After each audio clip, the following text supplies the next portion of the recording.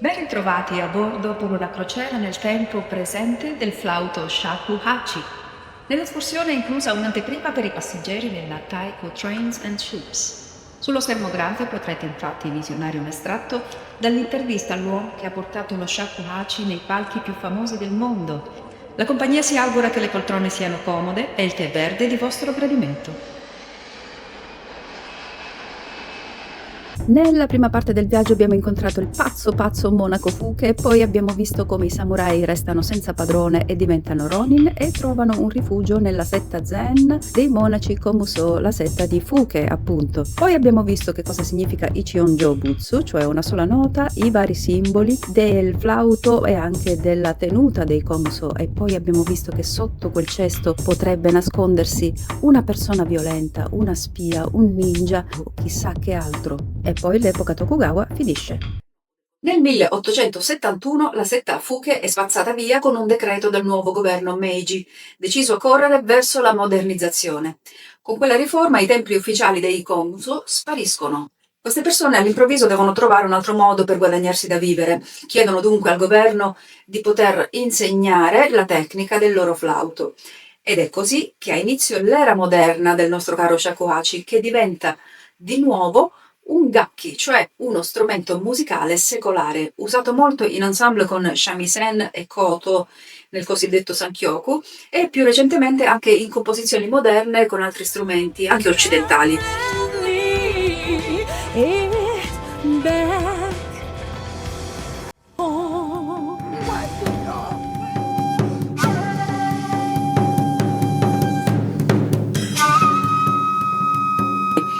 Oggi un suonatore di shakuhachi studia di solito una combinazione di repertorio tradizionale, quindi gli honkyoku, popolare, che si chiama min-yo, e cameristico, il sankyoku, oltre brani contemporanei per shakuhachi solista e in ensemble.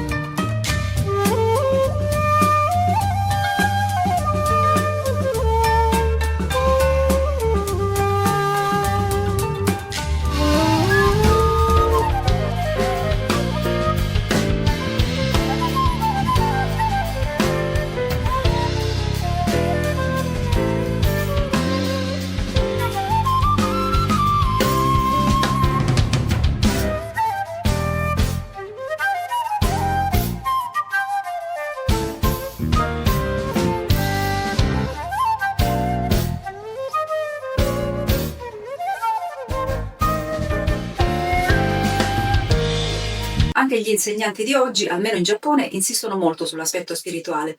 Ho trovato la testimonianza di questa suonatrice australiana che ha studiato shakuhachi in Giappone e oggi lo insegna a Sydney. Lei dice: negli honkyoku si incontrano due mondi. L'arte militare dei samurai, il bujutsu, dove la distanza tra due lame decide la vita o la morte, e lo zen, dove la realtà si gioca nella distanza tra uomo e natura. Un giapponese deve essere più bravo di uno straniero. Quello è il mio maestro di shakuhachi che ha detto sì. Per questo il cuore degli honkyoku è il concetto di ma, lo spazio tra due note o due frasi. Il concetto giapponese di ma è legato alla nozione di spazio negativo o vuoto, ma non come assenza, bensì come spazio carico di significato. È l'intervallo tra due elementi, il silenzio tra due note, il respiro che rende viva una pausa. Nel teatro no, il ma è il silenzio tra le battute, essenziale quanto le parole stesse. Nei kata delle arti marziali, il momento di immobilità tra una mossa e l'altra è carico di tensione positiva e infinite potenzialità. In musica le pause tra le note esprimono questa stessa idea di spazio e tempo significante. In architettura la connessione tra gli ambienti è intenzionalmente progettata per abbracciare lo spazio vuoto, un'energia piena di possibilità. La difficoltà nel realizzare un buon ma sta nel fatto che gli honkyoku hanno ritmo libero e nessuna pulsazione regolare. Questo rappresenta un ostacolo per molti musicisti formati in stile occidentale, abituati a contare su un ritmo e una scansione precisi per dare scorrevolezza al brano. Nell'apprendere gli honkyoku lo studente deve dapprima imitare il maestro per percepire un senso del ma adatto. Poi deve trovare la propria espressione del brano. Questo E è adesso un poco ancora i giapponesi mettono pressione quando hai un maestro giapponese dici sì, però non è veramente così, anche se sei molto bravo. Questo è un compito disperato, dice la nostra maestra australiana, una questione di vita o di morte, in cui l'anima del suonatore viene messa a nudo davanti a tutti. Mi fu consigliato, racconta sempre lei, di suonare come se quelle fossero le ultime note che avrei mai suonato, o di C'è suonare. l'angelo dei Shakuhachi. Ma quindi, ok, un libro pedagogico. Sì, però Eh, all'inizio c'è la storia di quando erano in Giappone, uno del mio maestro. O di suonare per qualcuno come se fossero le ultime note che quella persona avrebbe mai ascoltato, direttamente dal cuore e pienamente nel momento presente. In pratica gli Honkyoku non cercano variazione o sviluppo come nella musica occidentale, sono esercizi di presenza. Ogni minima variazione di respiro o posizione delle dita fa viaggiare tra i semitoni e può dare vita a timbri parecchio diversi tra loro, dando al suono un carattere vivo, mai statico. Allora mhm. si deve mettere la tonalità più basso e si deve fare con la testa per Ah, sì. abbassare il suono e quello è difficile.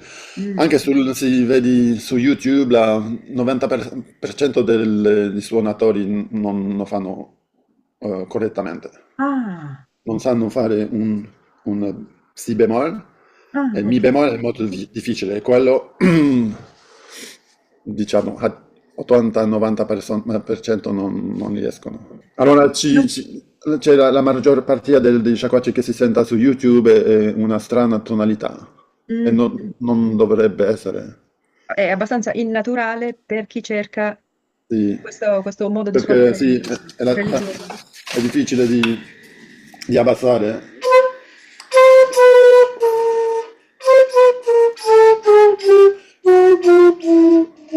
Le sue note di base appartengono alla scala Yo, una pentatonica maggiore, limpida e luminosa, ma i brani tradizionali, gli Honkyoku, usano la scala In, una pentatonica minore, austera e introspettiva. La grande differenza con il kumidaiko, il gruppo di percussioni giapponesi, è questa: il kumidaiko si è staccato dal taiko tradizionale e ha inventato spartiti e modi di suonare e di insegnare che sono propri del XX secolo. Lo shakuhachi rimane aggrappato alle sue radici buddiste, anzi alla sua storia samuraica, e tra le varie scuole c'è una netta separazione di stili. Come nelle arti marziali, e come nelle arti marziali si può avanzare di grado ufficialmente con certificati e attestati. Si può ottenere il grado di Jun Shihan, maestro assistente, di Shihan, maestro, e di Dai Shihan, gran maestro, al compimento dei 20 anni di attività. Il primo italiano a ricevere questo titolo è Fiore De Mattia, di cui mi piace moltissimo il tocco. Io ti ho amato tanto. Se ti amo, tu lo sai. Oh, ma sapete che questo flauto è protagonista di un film di fantascienza in cui due intelligenze artificiali si scontrano? Ma questo lo vedremo nell'ultima parte del viaggio, quella dedicata al futuro, dove il fiato è digitale e il bambù è diventato codice. Per la fase di atterraggio, di entrata in stazione, di attracco al porto o quello che desiderate immaginare, la compagnia vi offre un momento esclusivo con Marco Linart, a suggello di tutti i suoi piccoli interventi durante questo viaggio. E invece di salutarci in maniera classica, ti vorrei chiedere di farci un piccolo assolo. Grazie Marco, Sì, lasciamo la fine del video alla tua musica. ok.